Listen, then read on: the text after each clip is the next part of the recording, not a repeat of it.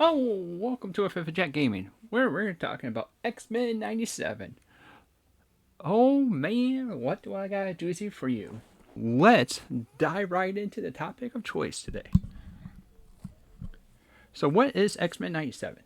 X-Men 97 is a continuation of X-Men the animated show that was finished up, I believe, in 1996. Do I have any homework that I have to do before I start watching the show? Well, technically not, but it would be better if you do. There's five different ways you can end up going through with the show. You can either go over and watch season 1 through 5 of X-Men the animated show. Option 2, you can read this guide. This will cover you for 3 of the seasons, and then you can watch 2 more seasons to be able to be caught up before X-Men 97. However, I do want to put a disclaimer, is this has some kind of changes that goes along with what the series is. So continuity-wise, this might not be the best option. Third option is you can end up following a podcast that's breaking down an episode, or breaking down each episode as you end up watching it. And I do have a suggestion for you.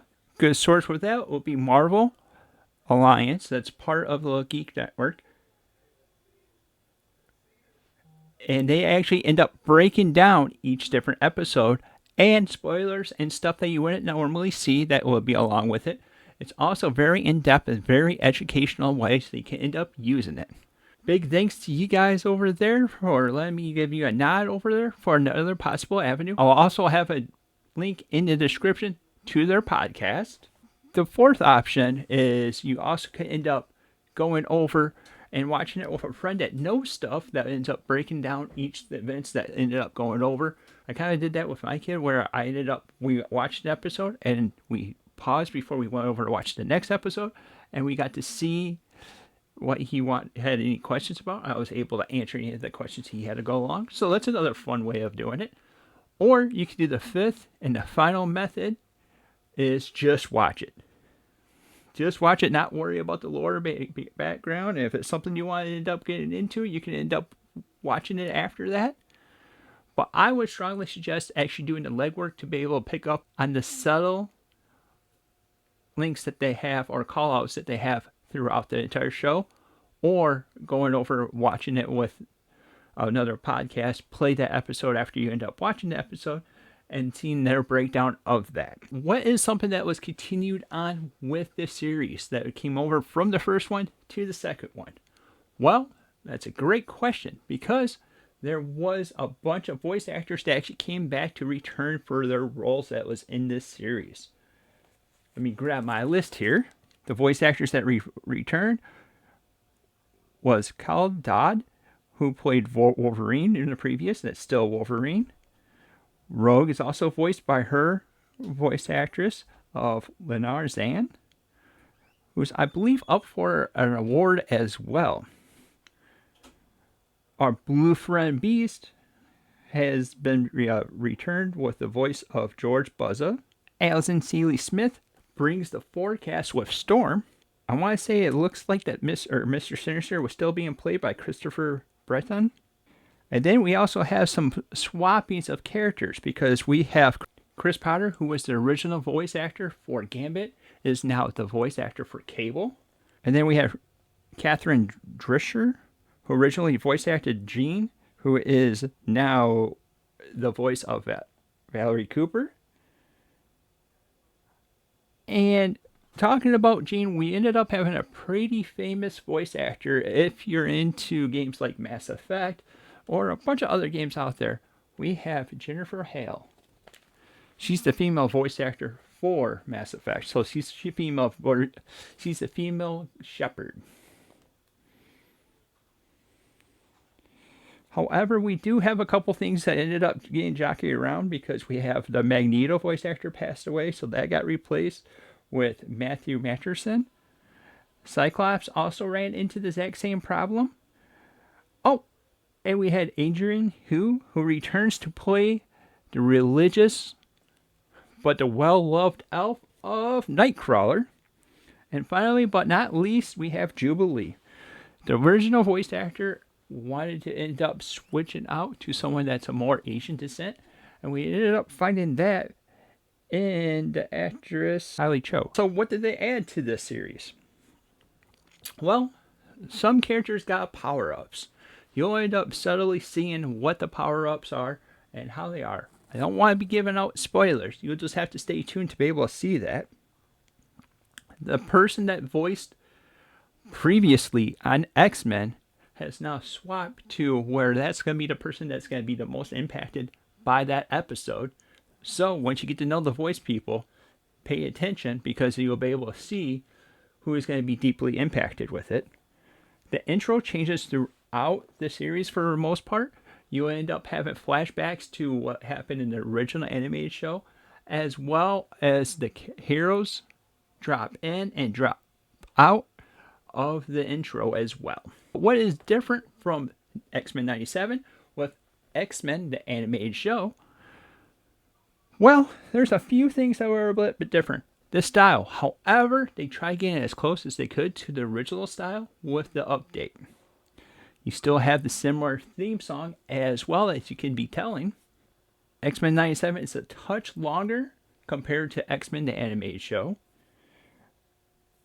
And I have to say, X-Men 97 has a lot faster pacing. It's definitely a lot faster going on with it. And it goes through storylines a little bit quicker than what you would be expecting. There was also some homework that had the showrunner of Bo DeMeo that ended up suggesting. That was over on his X account. There's 3 different ones. There's the one that's right here. And that's going to be before the finale. That's going to be the list of episodes that you should be watching. Right here is going to be before episode 9. And right here is going to be episode 10. All 3 of these are the homework assignments that he ended up signing throughout the show when it was live airing. And that was some kind of fun homework assignment that you could end up doing. So if you didn't end up doing the homework, it's a good way to be able to have some of that background information that you needed. What did I think of the show? Well, I thought it was an amazing show. And personally, I think it might be the best season of X-Men. I know that's going a pretty far way that comes along with that because it was heavily loved with the original show. But I feel like this had the pacing, had to go over the storylines. It felt like that it was loved and it was something that a project that the people ended up knowing the X-Men. It wasn't one of those shows that you're like, oh, great. They did X-Men or X-Men and he did it. No, you're not going to run over to it. I think, honestly, the worst episode out of the entire series is at least a 7 out of 10. So you can really make a case of this being a 10 out of 10. But I always want to give room to be able to grow. So we're going to come to the final question is, should you watch it?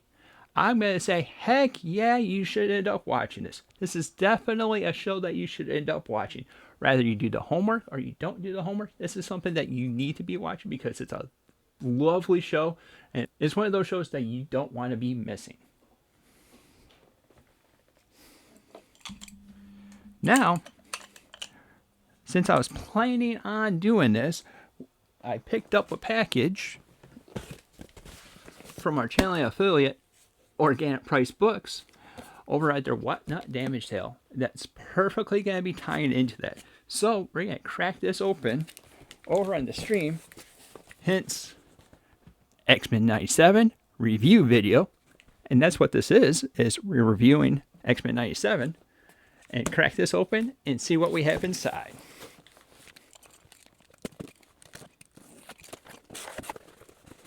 Oh, love that boxing. Love how it's packed. Hey, look, Afifthofjack.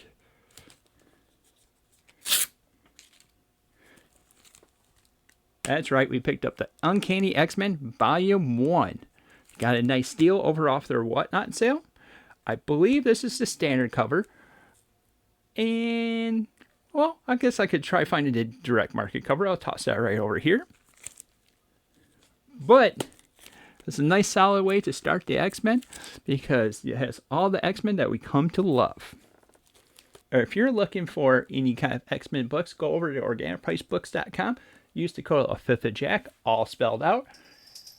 And if you happen to have 4 or more books, use the code JACKIT all spelled out as well, and you'll be able to save 5% off your entire order. Both codes are evergreen, so that means you can end up using it however many times and whenever you want to end up using it. If you're liking the content we're coming out with, hit that little subscribe button, hit the little bell to be notified whenever we come out with new content. And if you ended up watching X-Men 97, no spoilers because we don't want to leave spoilers. How did you like it? What did you rank it as? Let us know down in the comments down below. Thank you for watching, and until next time, we'll see you later.